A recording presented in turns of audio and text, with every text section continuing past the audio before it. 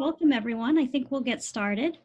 My name is Kat Tavares. I'm with Adoption Rhode Island. I'm very glad to welcome you all to be a part of this discussion today on LGBTQ youth and families involved in the foster care system or in adoption.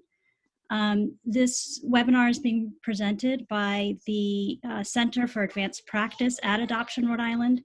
The center is kind of a hub for information, research, collaboration, and innovation around the needs of youth and families involved in the child welfare system in Rhode Island and across the country.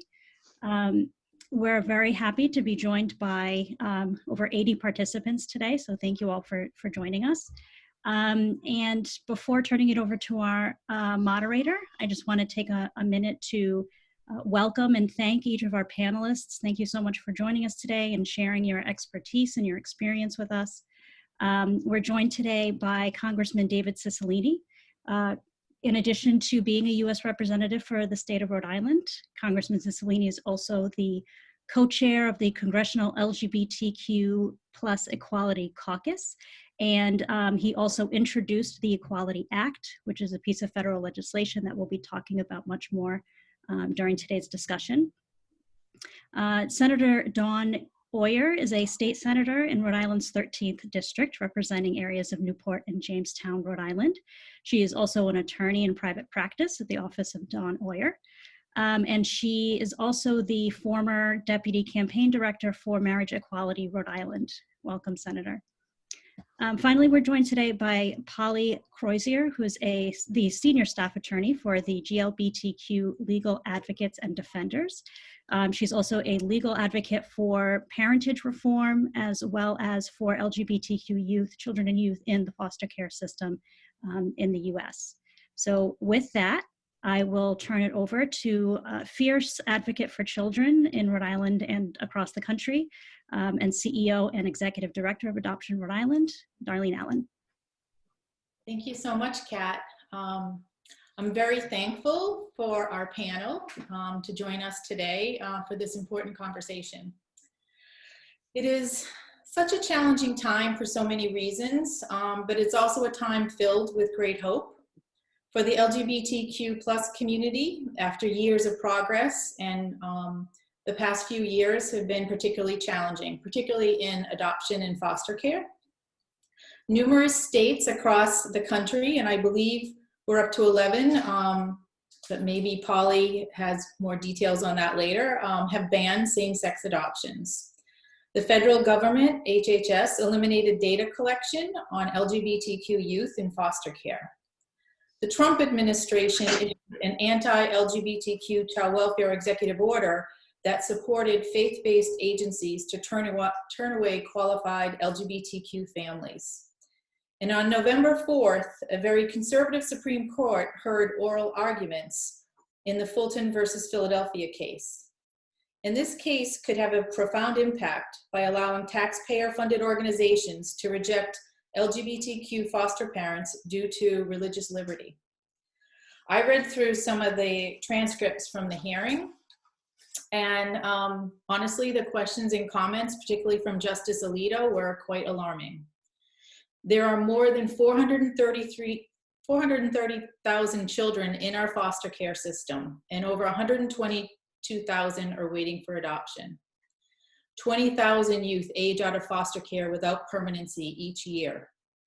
These children and youth need family love and support. And by turning away qualified families, we turn away the opportunity for security and love of a family for so many children. By allowing taxpayer-funded social service organizations to refuse service to LGBTQ foster children, we would harm many children in our system. And research estimates that between 19 and 23% of youth in foster care identify as LGBTQ. I do want to mention some positives.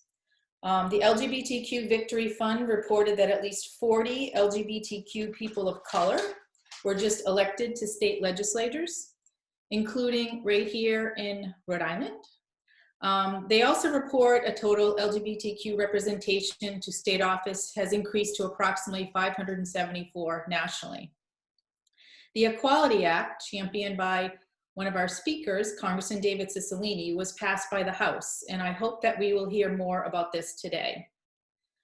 But before I turn this over to our panel and ask them to introduce themselves, I'd like to take a moment to recognize today as both World Children's Day and Transgender Day of Remembrance. World Children's Day raises awareness across the globe of the importance of ensuring children's well-being. And Transgender Day of Remembrance seeks to raise visibility of members of our transgender community to address issues that the community faces, including far too many untimely deaths. It is particularly painful for us at Adoption Rhode Island, as we just lost a beautiful child, a member of our ARI family, to suicide this week. We are heartbroken. We are determined. We know how important, we know how deeply important discussions like this are to better advocate for LGBTQ children, for LGBTQ families, for the entire community, and for the entire foster care and adoption community. So I'm really thankful that you're all with us here today and that you're joined with us and that we have a wonderful conversation and really kind of dig deep into some of these issues. So to get us started, I'd like to ask our first panelist, Congressman David Cicilline, and each of you hopefully will be able to do this to kick us off. Take 3 to 5 minutes, introduce yourself, tell us a little bit more about yourself. I know Kat gave like a very brief description.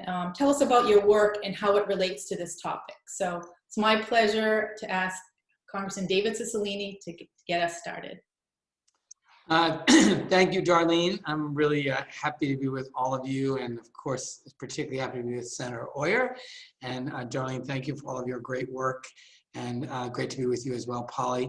I'm serving my 5th term in Congress, representing the 1st District of Rhode Island.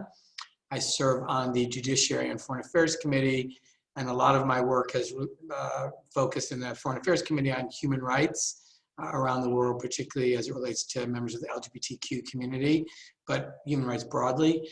And I am the author and sponsor of the Equality Act that Darlene mentioned.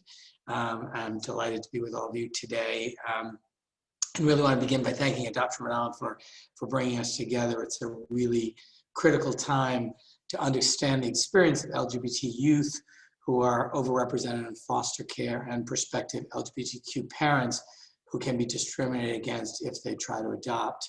As the only member of leadership in the U.S. House of Representatives who is a member of the LGBTQ community, it's been a top priority for me to ensure that our Rhode Island community and people from the LGBT community all over the country are safe and supported and achieve full equality. Forward and back, it feels like, we make some progress and then we suffer some defeats and we make more progress. And so this is the flow of civil rights in this country is, you make some progress and then there's some retreat.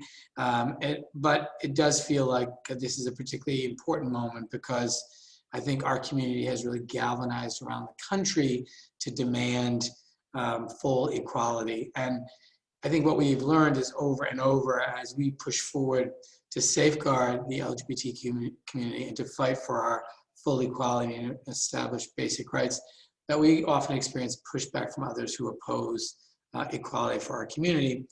And that's why even under the current administration, where we saw a severe setback and a reversal of so much of the progress we made during the Obama presidency for LGBT equality, I introduced the Equality Act, and with a record number of co-sponsors, 240, including 3 Republicans, and it passed with the vote of every single Democrat in the House and 8 Republicans, and it passed, as Darlene mentioned, back in December of last year. And it's really premised on this very basic notion that no American should live in this country in fear of legal discrimination simply because of who they are, because of their sexual orientation or gender identity. And they certainly shouldn't have to worry about who's in the White House or who might be on the court. who might in fact engage in an effort to undermine these protections. And so the Equality Act is a simple piece of legislation, kind of very common sense.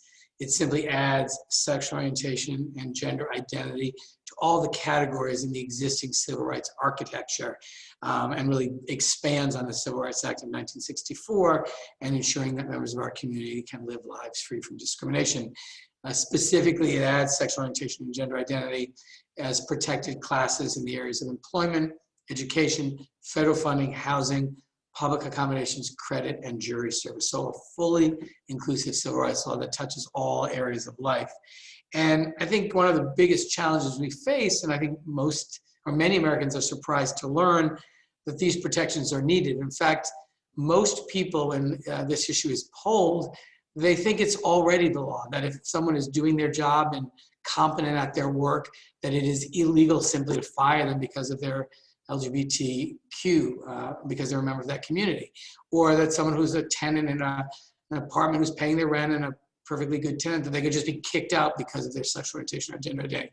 And the reason most people think it's already against the law is because that kind of discrimination is contrary to our basic understandings of what equality means in this country. And so in a lot of ways, passage of the Equality Act is really Congress catching up to where the American people are. But the reality is in this country, it literally is the case that in most states in this country, you could be married on Saturday, post your wedding pictures to Facebook on Sunday, and kicked out of your apartment or fired from your job on Monday. Because a lot of people thought once we achieve marriage equality, sure, that means we are fully equal. That's just not the case. And with the addition of Amy Coney Barrett to the Supreme Court, we have lots of reasons to be concerned about even the progress we've made in the courts. And so the Equality Act is something which we absolutely must enact into law. It passed the House. It is sitting on Mitch McConnell's desk along with hundreds of other pieces of legislation that were passed in a bipartisan way. But the only way really to put an end to discrimination in this country and make sure it's permanent is to enact as a matter of federal law the civil rights protections that the Equality Act provides. And I expect that I know that I will reintroduce the Equality Act in the early days of the next Congress, and expect to have full support from the Democrats and hopefully growing support from the Republicans. And we're going to push hard to make sure that it passes the Senate as well. In addition, and it does of course cover adoption, but in addition, I've worked on with a number of my colleagues on this issue. There's a legislation specific to adoption, but also most recently, 147 members of the House and 24 members of the Senate, and I, of course, was one of them, filed an amicus brief in Fulton versus Philadelphia, the case that Darlene just mentioned. I'm vice chair of the Equality Caucus, and I've worked along with my other vice chairs to ensure that LGBTQ parents and their children are protected in the adoption process. And we know there's so much data and so much research that shows the significance of a loving, caring home for children and excluding the whole group of people from participating in that process as adoptive or foster parents only harms kids. And so we have to all fight hard to make sure discrimination against our community in the area of adoption is eliminated in this country, because it's really harming children. So I'll stop there, and I know we're going to have an opportunity later on for some questions, but thanks for including me today. Thank you so much. Our next panelist is Senator Dawn Oyer. If you could also kind of give us an opening. Yes, thank you so much, Darlene, and for everybody at Adoption Rhode Island and the Center for Advanced Practice for pulling this panel together today. It's always a good day when I'm on a panel with Congressman Cicilline. We've worked on a lot of things together over the years, and it's great to see him, if only virtually in these COVID days. And it's also great to be here with Polly. Polly and I think, are doing the circuit. We just did a CLE yesterday together about Rhode Island's new parentage law that passed in July and will be going into effect in January. So thank you for having me here today. I am the senator for Newport and Jamestown in the Rhode Island State Senate. I've been in office, I'll be going into my second full term. So I've been in since a special election in 2017. Prior to my election, I worked as the deputy campaign manager for marriage equality, where I really was very honored to work alongside with some of the giants in the LGBT civil rights movement to get the marriage equality bill across the finish line in 2013. I think my work on that issue was really a culmination of actually why I came out to Rhode Island, which was to come out to Rhode Island to go to law school. And I actually decided I wanted to go to law school because I believe that law can be a vehicle to help people. And we need to be able to do that through the legislature, through litigation, through social movements. And so now as a lawyer, I get to do it through the law, the legal practice piece, and I also get to do it in my role as a policymaker in the state Senate. So during my time in the state Senate, I helped, I introduced a law to recognize LGBT veterans who had been discharged under a status other than honorably due solely to their sexual orientation or identification, to allow those veterans to be able to access honorable status and therefore access state benefits with regard to their military service. I think that's very important to be able to restore the honor and dignity to all the veterans who have served. And so that was great to be able to have that law signed in 2019. And it was quite a change as we've seen the progress of these conversations over years. Where in marriage equality passing in 2013, there was a real serious floor fight, conversations around amendments, and real nuanced discussion about the elements of the bill. Compared to when we passed the LGBT veterans bill in 2019, there was nary a peep on the floor. It was everybody was standing up to support this great bill. And fast forward to 2020 when we passed the Parentage Act in the Senate, it passed. There was one opposition vote to it, a Republican opposition vote. Otherwise, it was unanimously passed. And so that parentage bill is basically in place now, updated the whole of Rhode Island parentage law in a way that helps all families and also especially helps remove structural discrimination that was taking place against LGBT families. So, I think Rhode Island has been making a lot of great progress. I'm also Senator Melissa Murray in the Rhode Island Senate also has introduced a bill about making any single person restrooms gender neutral across any organization that provides public accommodations. And so it's great to be in a place like Rhode Island where we're thinking around the protections in an affirmative way, that we're looking at removing some of these systemic barriers as opposed to being able to, some of the advancements that the congressman is working on with the Equality Act are not true in Rhode Island. In Rhode Island, you cannot be fired for being LGBT. And so I think that is a very important recognition of the state of law in Rhode Island, and about how in Rhode Island we can make sure that we're protecting our constituents. And so, I'm excited to be able to serve in the Rhode Island Senate and to work closely with all of you on this call, and to work with all of the LGBT advocates in the state to make sure that we're finding those places that the state can really take a lead and make sure that we're protecting our constituents here. So I look forward to today's discussion. Thank you so much. We're very thankful you are in our Rhode Island Senate as well. Next, Polly, could you introduce yourself and tell us a little bit about your work and its relationship to this topic? Absolutely. Thank you so much for having me, Darlene. It's fantastic to be part of this conversation.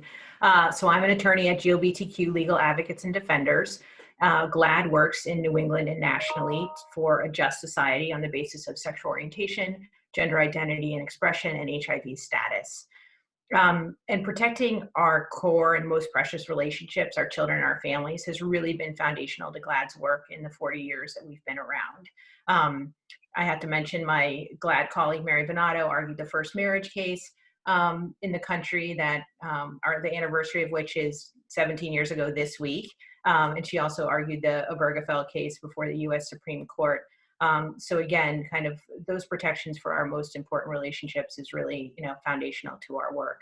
And my work at GLAD I work, as Senator Oyer said, a lot on parentage reform throughout New England to make sure that every child has access to the security of legal parentage, that most core relationship that's so important to a child's stability and well-being, and to make sure that everyone has access to that protection regardless of the circumstances of their birth, the gender of their parents, the marital status of their parents. And we've really had phenomenal success across New England. In Maine in 2015, in Vermont in 2018, in New Hampshire, we expanded those protections just this past session, and of course in Rhode Island, which really was, I think, a really important foundational change, a 40-year-old statutory scheme that was really creating tremendous harm, particularly for children of LGBTQ families, and to really start fresh and conceive of a system that allows every child to have access to that core protection. So just kudos to Rhode Island. That was a really important advance. And again, I think an indication of how much ability there is in the state level to get engaged and to ensure that those core protections are protected in our states. And we're really trying to march to New England and make sure that those protections are in place throughout. And next up, Connecticut and Massachusetts. So anyway, that's part of my work. And I also do a lot of work to support LGBTQ youth in our child welfare system. Through legislative advocacy, through policy advocacy, through interventions, particularly with a focus on transgender youth having access to gender-affirming care, which I think is a struggle for many transgender youth and a barrier in the system, particularly across New England. And also work on promoting family acceptance, right? Because not only do we really want to stem the flow of LGBTQ youth into the system, while we're also reducing the harms for them in the system once they're there. So it's really a two-pronged approach. And I think I'm so happy for this conversation to bring light to how we can really make sure that LGBTQ youth, particularly transgender children, are safe and affirmed in our systems and have successful, healthy lives. GLAD also filed a brief in the Fulton case, obviously trying to ensure we don't invite more discrimination to a system that already disproportionately impacts LGBTQ youth and LGBTQ adults. In any event, so I'm deeply connected to this work. It's an incredibly important topic, and I look forward to this conversation. Great, thank you so much. Let's get started. What I'm going to do is ask some questions. We received a number of different questions from the participants, and so we're not going to be able to get through all of them, but hopefully we'll get through a few of them. I'm going to direct the question to one of you, but ultimately any of you could also chime in. So, so the first question I will direct to Dawn. What can states do if the Supreme Court rules in favor of Fulton? Yeah, I think the thing that is going to be, we need to kind of watch and see what the scope of the decision is. And I think hopefully the decision is as narrow as possible. I mean, obviously I would like them to not rule in favor of allowing discrimination. But I think if that's the direction that the court takes, making sure that it's as narrow as possible. And then I think Rhode Island can go from there to see where there are elements that we can make sure that we're protecting children and families in Rhode Island's child welfare system. I think that, as I mentioned earlier in my comments, I think Rhode Island has been very much in front of these issues to make sure that we're doing what we can to protect our citizens in light of, national trends. And so I think it's going to really kind of be dependent on the scope of the ruling to see what we can do. But I know that we'll all be very closely following that to make sure that we figure out how we're protecting Rhode Island's youth and families. Can I just jump in? If you want to, yeah. I totally agree, Dawn. We'll wait and see how broad or narrow the ruling is. I think after the argument, there's some hope that it'll be narrower than anticipated.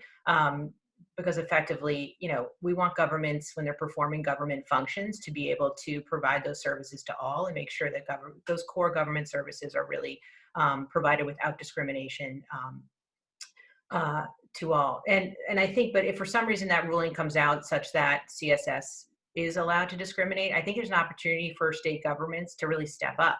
I mean, these are core government functions they can take back and provide them themselves, and make sure that LGBTQ adults, and particularly LGBTQ youth, in that foster care system are treated with non-discrimination and with respect and with dignity.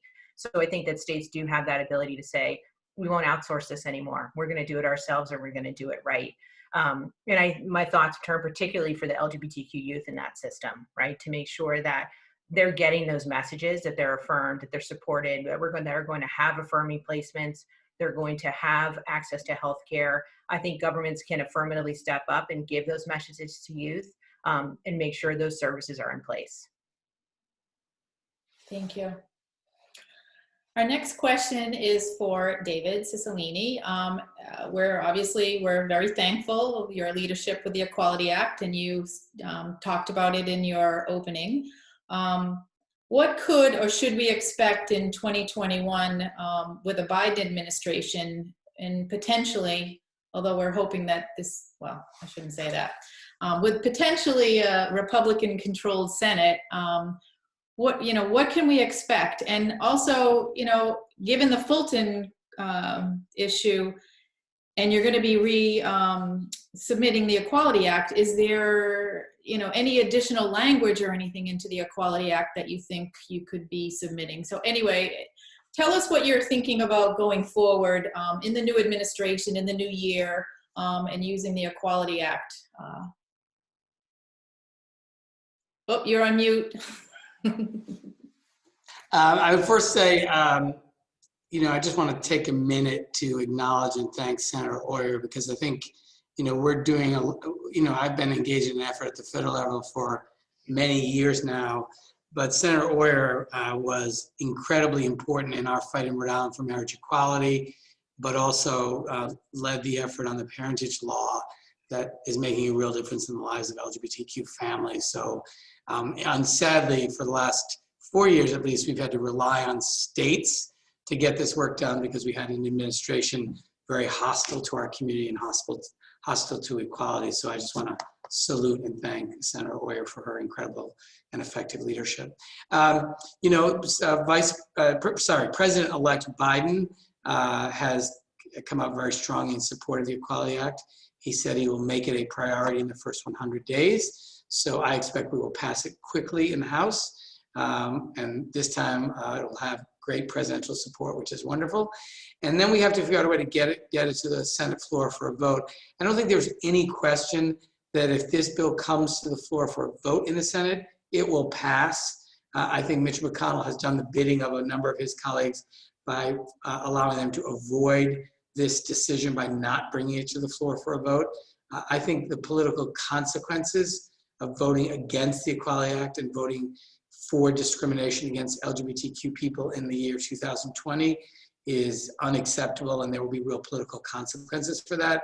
So I have no doubt the Equality Act will become the law of the land. The only question is how quickly we get it done. And obviously, the election of Joe Biden is an important part of this effort.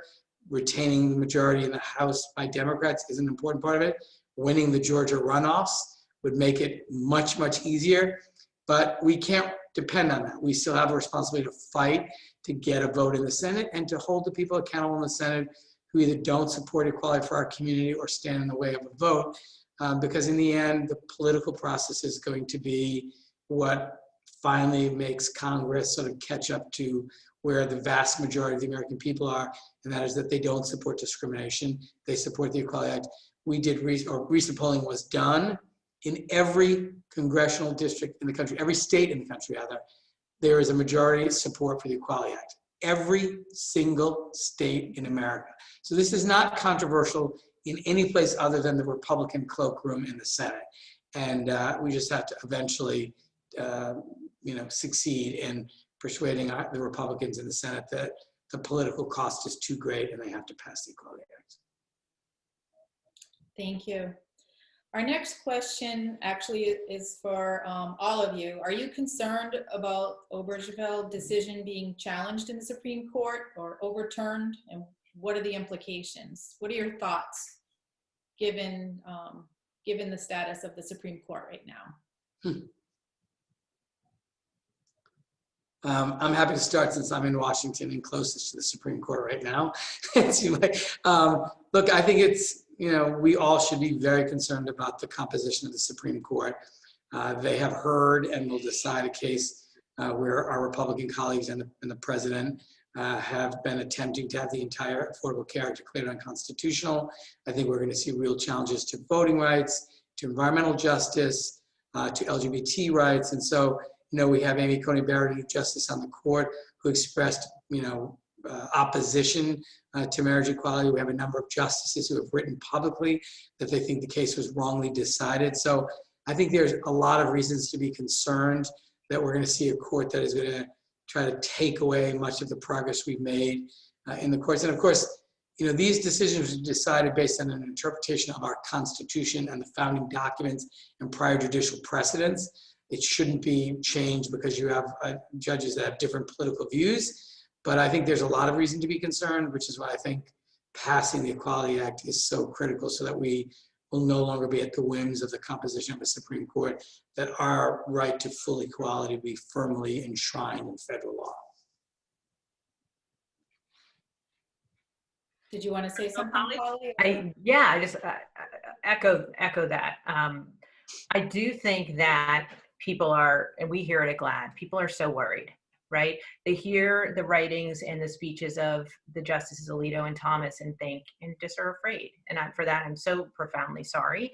But I do think that we have to remember that the Obergefell decision was constitutional and correct, right? They got it right. They interpreted LGBTQ people to deserve the core protections of equality and liberty that every other American enjoys, and that was right.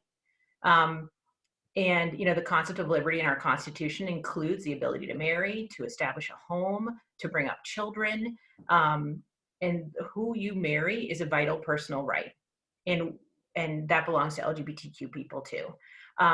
So I think that the decision was right, and also it's making a tremendous difference in people's everyday lives, right? People are protected, it secures children, it brings people, that joy and commitment brings people closer to their extended families, to their communities. Marriage equality, a majority of Americans support it. It's kind of woven into the fabric of our lives, even just 5 years after that decision, because anyway, it's just, I think, such a powerful right that people believe in and rely on. So I think, and at this point, there are no direct challenges to Obergefell in the pipeline. I think there'll definitely be efforts to chip away at it and try to narrow it for certainly, and that the community will work really hard to hold the line against any chipping away of those protections. And again, continue to do proactive work that we can to protect those core relationships at the state level, like the Parentage Act. So I think we have good cause to be very concerned, but we need to remember that they got it right, and this is a really core and important protection woven into the fabric of American life. Thank you. Our next question relates back to some data that I mentioned at the beginning. There are more than 20,000 youth who age out of the foster care system each year. And our foster care system has a disproportionate number of LGBTQ population. They're overrepresented. So many LGBTQ youth face homelessness, unmet mental health needs, and other challenges. So what suggestions do you have locally, nationally, policy, practice? What are your thoughts about how do we tackle this huge issue for our population? Dawn, do you wanna start, or do you have thoughts? I think this is an area where I think holistically the entire system needs more resources. I think it's incredibly under-resourced. And I think, there's a level of intentionality that is needed in how we address these disparities. And so I think, continuing to name it, continuing to, I think making sure that we're able to, kind of track the data and identify the problem is the important first step. So any inhibitions on data collection is incredibly problematic to try to get to a point of resolution. But I also think providing more funding to the programs and services that are intentionally doing outreach to our LGBTQ population to make sure that those needs are met and actually fund those programs. I agree. Go ahead, Polly. Agreed, 100%. For me, it's kind of two core things. One is what can we do as a community at any level to stem the flow of kids into the foster care system, right? And I think that is really a renewed commitment, alignment of forces on the issue of family acceptance, right? Of like, what can we do? It's a public health concern, really, right? Like, I think parents and communities need to be educated that supporting our LGBTQ youth is so incredibly important. And even just becoming a little bit more accepting has a tremendous positive impact on well-being and can kind of stem the flow of that push out from home, right? So us all committing to that, kind of the upstream stopping the flow of children to the system, I think is really important. I think Massachusetts is starting that work, family acceptance work, through the Youth Commission, but we all need to kind of align around that work. And then second, I think we need to focus more on harm reduction within our state agencies, right? Making sure that we're collecting data on LGBTQ youth, right? To make sure that we see the kids, like what are their needs at every decision point in the system, so we can better serve them, because we know outcomes for LGBTQ youth are much worse than non-LGBTQ youth. And then do training of all people in the systems, from staff, child welfare staff, to contractors, to adoptive parents, pre-adoptive parents, judges, lawyers, everybody, to what it means to support and affirm LGBTQ youth at the most core level, right? Everything from names and pronouns to placements. And then making sure we have affirming policies. That's really leadership for the whole system on what it means to affirm LGBTQ youth and make your system more affirming. So I think it's those three pillars to make sure that our systems are actually meeting the needs of our youth in a more sustained way. David, did you want to say anything or to add upon that, or? No, I mean, I think those exact same priorities need to exist at the federal level, particularly in terms of the resources and intentionality. I think we need to acknowledge the challenges that this community faces and families face and invest very substantially in that. Okay. Our next question, do you have advice for LGBTQ youth and families that face discrimination in foster care or adoption? I don't know if who would like to start, and whether you'd want to address the youth or address the families, because we've heard of both, both and. Well, I'm happy to hop in and talk about a little bit. I mean, there's so much to say, Darlene. I don't think we have enough hours to do it. But in terms of the youth and the people, the adults who are supporting the youth, I think I would say, and I do some work with LGBT youth directly, don't hear enough, like, be who you are, right? Be who you are. And you have a right to be who you are. I mean, particularly in Rhode Island, right? Where there are legal protections for youth in the child welfare system. You have a right to a lawyer, to be called your affirmed name and pronouns, to control who knows about your LGBTQ identity, to LGBTQ resources, affirming resources and support. Like, you have rights. And for adults who are working with those youth, empower them, empower their voices, center their needs in this conversation, right? And advocate for youth who often, in the system where there's so many different players and so many different adults involved, be the upstanding adult who centers the needs of that youth and fights for that youth and what they need. So.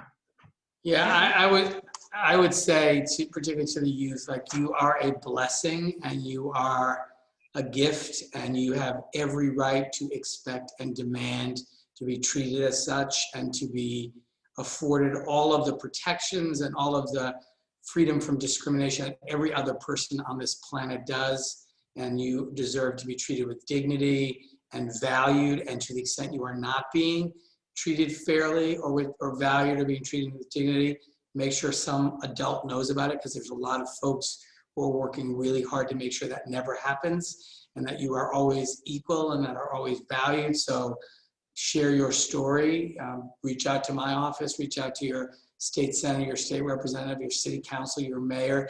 Make sure you tell your story, because people need to understand the impact of this discrimination and unfair treatment is harmful and it has consequences, and we're only going to eliminate it when people are willing to kind of share their experiences, so we can put a face to it and a story to it. Even if you don't want to actually be your face or your name, just sharing the experience is really important for people to know and for us to understand. So don't let anyone treat you unfairly.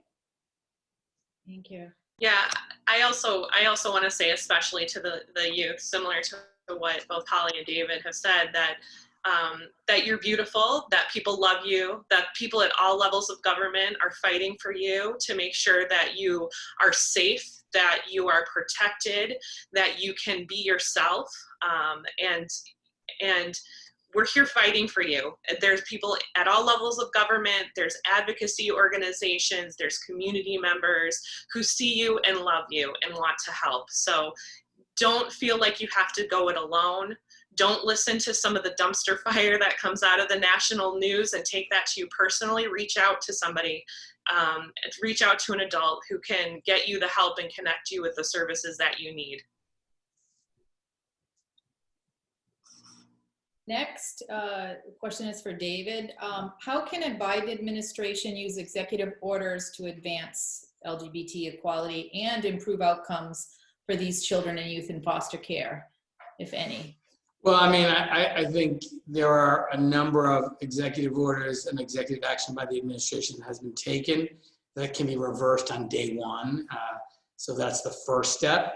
But I think then the president has the ability to use the power of his office to advance equality for our community and explicitly prohibit discrimination in a whole variety of areas, including adoption and federal contracting, and the kind of list goes on and on. So, you know, we've seen, unfortunately, the use of the executive power of the president in very destructive ways that undermine our values as a country and that don't promote equality and human dignity and fairness. But the good news is the ability of the president to use the executive powers of his office are pretty clear, and to have a president who shares our values and who's committed to doing that, there's a lot of opportunity to advance equality and protect LGBTQ families by way of executive order. And I hope the president-elect will use every bit of the power of his office to do just that. Thank you. Next question is Polly. There are children and youth in foster care who are transgender, who face additional challenges. You mentioned you have experience working with these children and youth. Can you speak to your experiences and share your recommendations? Absolutely. And thank you so much, Darlene, for bringing light to Transgender Day of Remembrance today, right? Where we remember so many people who we've lost, but also like the resilience and strength and beauty of the transgender community, and our obligations, particularly to empower transgender youth. So, who are incredibly strong and resilient. I think the youth that I've worked with, I'm just really astounded by their strength. Their strength, their resilience, their ability to be who they are in a system that's really often telling them no, you know, and trying to undermine their well-being. And I just, hats off to them. It's tremendous. So I think what I've seen is that transgender youth face particular challenges in the child welfare system. We've talked about it a little bit already, but it's really everything from the basics, right, to people have struggle using their affirmed names and pronouns. I think transgender youth have difficulty finding affirming placements, and they often end up in congregate care settings as opposed to foster homes. And then once they're in those congregate care settings, sometimes they're placed contrary to their gender identity, which undermines their health and well-being.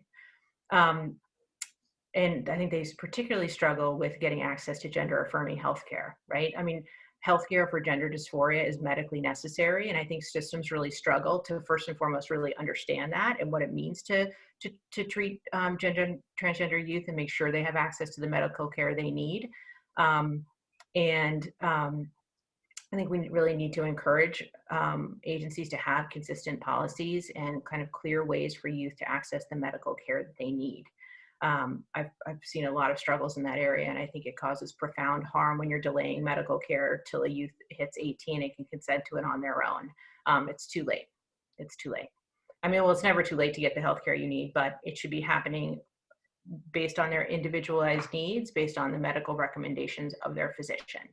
So I think my recommendations is, for everybody working in the system to first and foremost make sure that transgender youth are getting those affirming placements and are able to stay in them, right, and succeed in those placements and get all the resources and support that they need, that they're truly affirmed, right, that no one is misgendering them, everybody is using their appropriate name, that they're supported in school, right? I think sometimes children who are in the foster care system don't have that advocacy in the school setting as well, to make sure that they're getting they're safe in school, they're getting full access to the education they need so that they can have successful lives, and particularly making sure that they have access to healthcare and that there are no delays, and that what's driving healthcare is their particular need.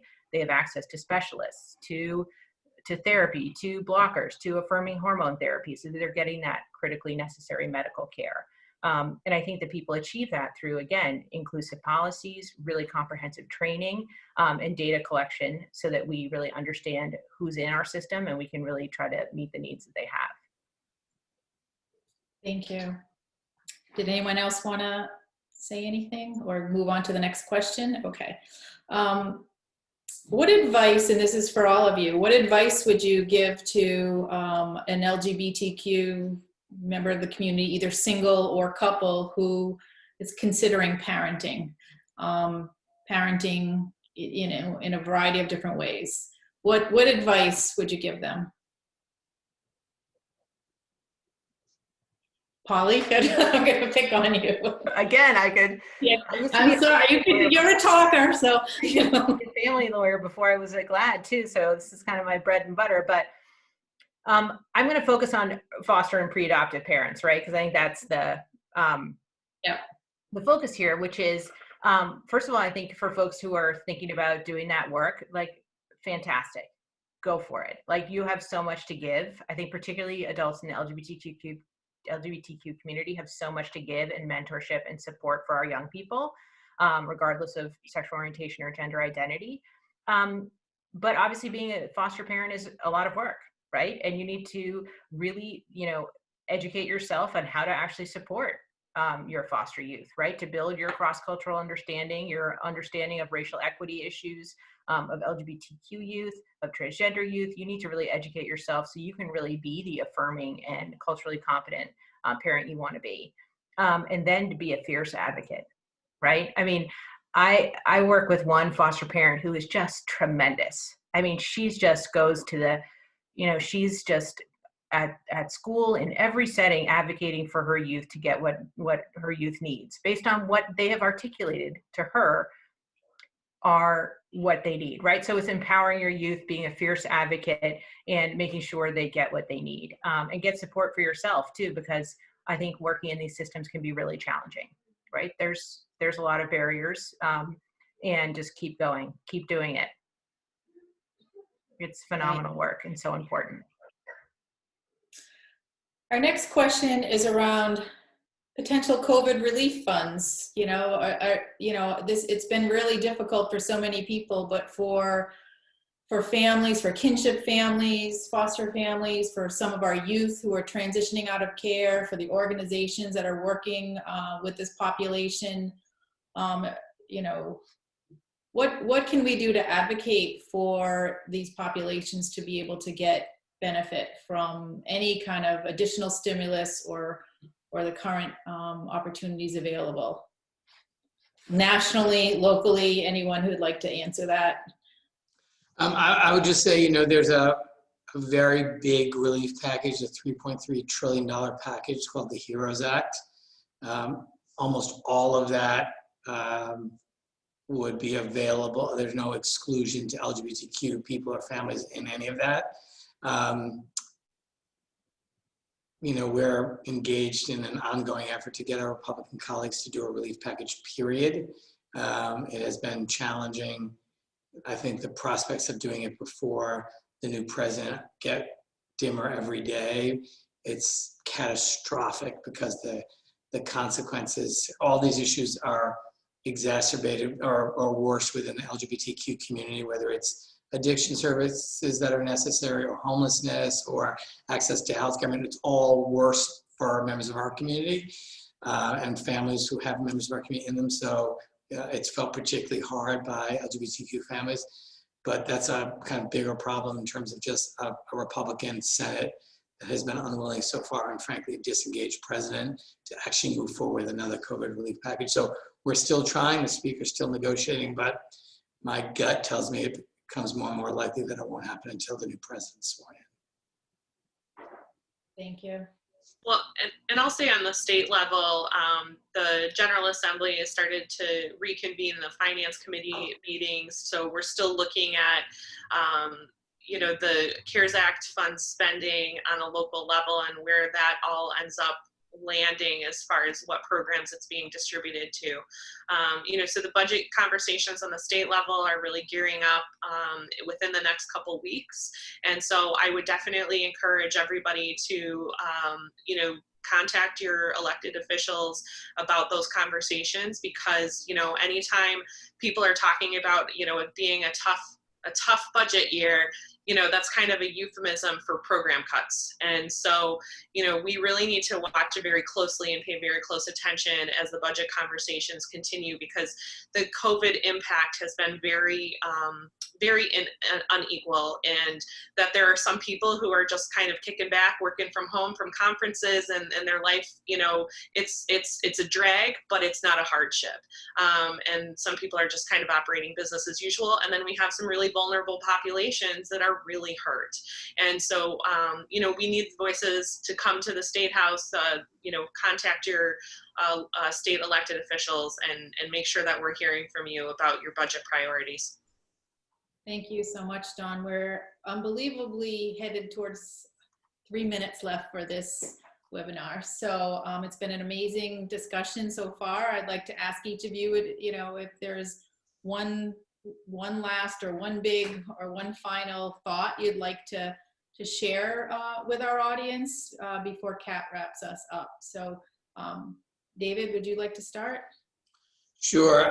Thank you again, Darlene. It was great being with all of you. I would say just a final thought is that I hope people leave this webinar with 2 words, you know, hope and confidence. Hope that we will eventually live in a world in which LGBTQ families can live lives free of discrimination, fully valued and fully supported, and confidence that there are a lot of people at every level of government, local, state, and national, and lots of great organizations that are deeply committed to this fight for full equality, and confident that we will be successful.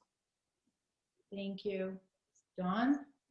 I just wanted to thank you all for being part of this panel, inviting me to be part of this panel. I especially wanted to thank Congressman Cicilline for his leadership on all of these issues. I mean, he was a leader long before I was involved in politics. I knew his name. Long before you were born. I was going to go there. But, you know, it really is important, you know, to work with leaders like him who are, you know, making sure that hate doesn't have a space to breathe, and to work with all of the advocates on the call and throughout the state and throughout the country. I think, yeah, that hope, we're almost in the transition. So hopefully the transition of the president will happen very soon. I mean, Biden won. We're, you know, when we stop having the highest office of the land spewing that rhetoric, I think it'll all make us breathe a little bit easier. But there's a light at the end of the tunnel, and we're all going to just continue to keep working together for the safety, respect, and dignity of our LGBTQ friends and neighbors. So. Thank you. Polly?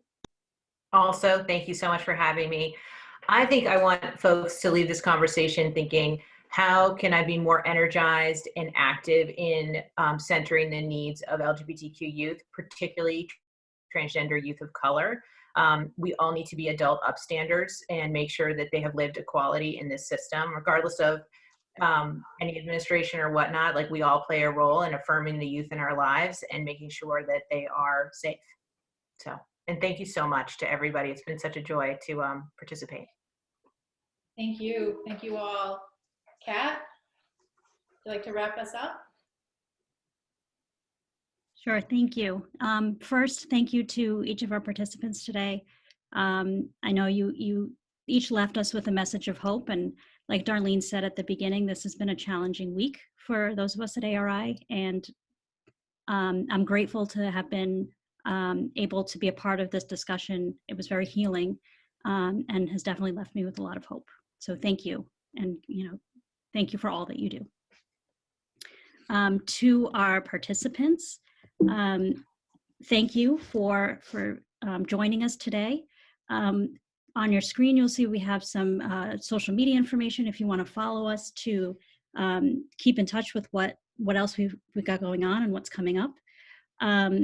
We will be following up with an email that will include some additional resources that can hopefully answer some of your questions. And we'll also include a link to an evaluation. We would love your feedback. We'd also love to hear if you have ideas for other topics that you would like us to discuss. And there will also be included a recording of the webinar so that you can go back and get a reboost in your hope if you need to. So with that, we will end for today. Thank you all so much. Enjoy the rest of your day. Bye, everyone. Thank you.